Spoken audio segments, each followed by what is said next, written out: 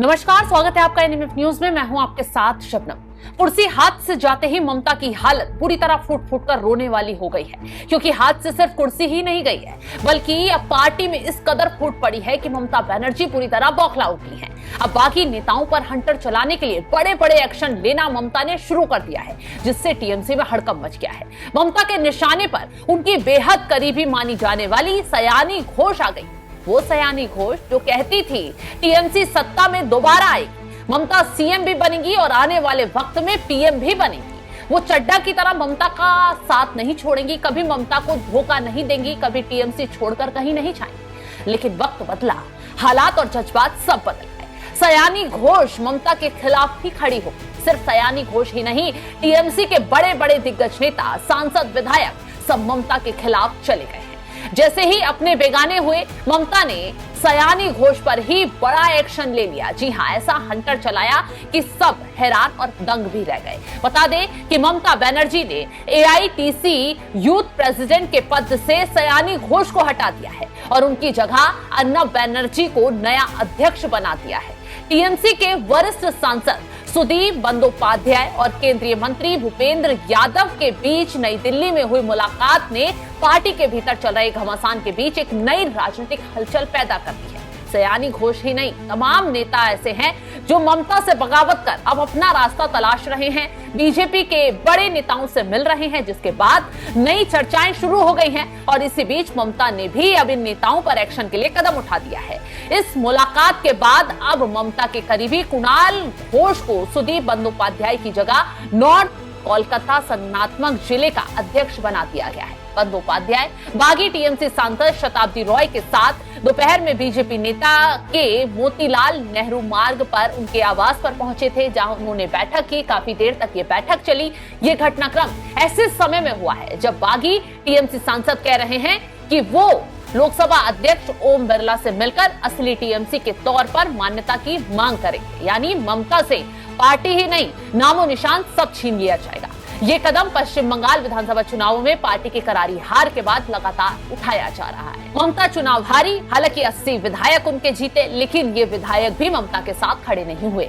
विधायक बागी हुए, उसके तुरंत बाद अब टीएमसी के सांसद भी लगातार बागी हो रहे हैं। इस बीच पूर्व राज्य मंत्री डॉक्टर मानस रंजन बुनिया ने टीएमसी की प्राथमिक सदस्यता से इस्तीफा दे दिया है। ममता को लगातार झटके लग रहे हैं। उन्होंने ममता बनर्जी को पत्र लिखकर व्यक्तिगत कारणों का हवाला देते हुए अपने इस्तीफे की जानकारी दे दी है। वहीं बागी सांसद जगदीश चंद्र वर्मा दावा कर रहे हैं कि पार्टी के 28 लोकसभा सदस्यों में से 19 सदस्य पहले से ही इस गुट का समर्थन कर रहे हैं। हालांकि 20वां नाम भी अब चर्चाओं में चल रहा है। रिपोर्ट के मुताबिक सीधा सीधा ये कहा जा रहा है कि बागी गुट के नेता काकोली घोष ने घोषणा भी कर दी है कि मान्यता मिलने के बाद ये गुट सांसद जो है संसद में बीजेपी के नेतृत्व वाले एनडीए को समर्थन देगा। बंदोपाध्याय टीएमसी के सबसे वरिष्ठ सांसदों में से एक है और उन्हें लंबे समय से पार्टी नेतृत्व दिल्ली के राजनीतिक हलकों के बीच एक अहम कड़ी माना जाता रहा है।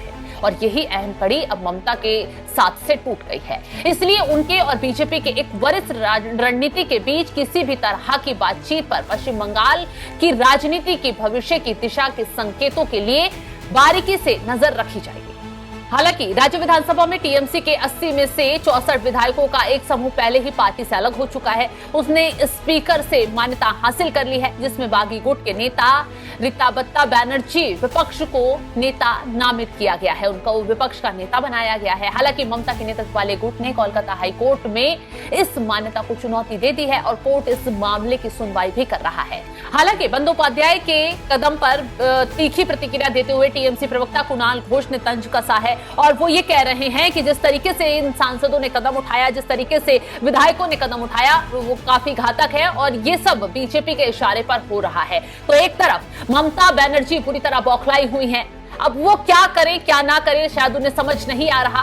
अब उन्होंने नया कदम उठाते हुए जो नेता बागी हुए हैं उन्हें सभी पदों से हटाने का फैसला कर लिया गया है और सीधे सीधे सयानी घोष सबसे पहले रडार पर आई हैं, बंदोपाध्याय सबसे पहले रडार पर आए हैं। दोनों को उनके सभी पदों से हटाकर दूसरे नेताओं को उस पर अपॉइंट कर दिया गया है। सयानी घोष कभी ममता की बहुत करीबी हुआ करती थी, वही सयानी घोष जो इस बार चुनावों में सबसे ज्यादा चर्चाओं में रही। महुआ मोहित्रा से ज्यादा अगर किसी ने सुर्खियां बटोरी तो वो सयानी घोष थी, जो मंच से लगातार गाने गाती, बीजेपी पर तंज कसते हुए नए नए आरोप लगाती, खुद को ममता की सिपाही कहती, खुद को ममता का राइट हैंड बताती और सीधे सीधे ये कह देती कि सत्ता में ममता ही आएंगी, ममता को कोई नहीं हिला सकता। बीजेपी को चुनौती देती नजर आती थी और साफ साफ ये कहती थी कि कभी ममता के साथ धोखा नहीं करेंगी, कभी ममता का साथ छोड़कर नहीं जाएंगी। लेकिन जैसे ही हालात बदले, ममता के हाथों से कुर्सी गई, सयानी घोष तुरंत ही पाला बदलकर अब देखिए बागी हो गई हैं और दूसरे गुटों में जाने की तैयारी कर रही है।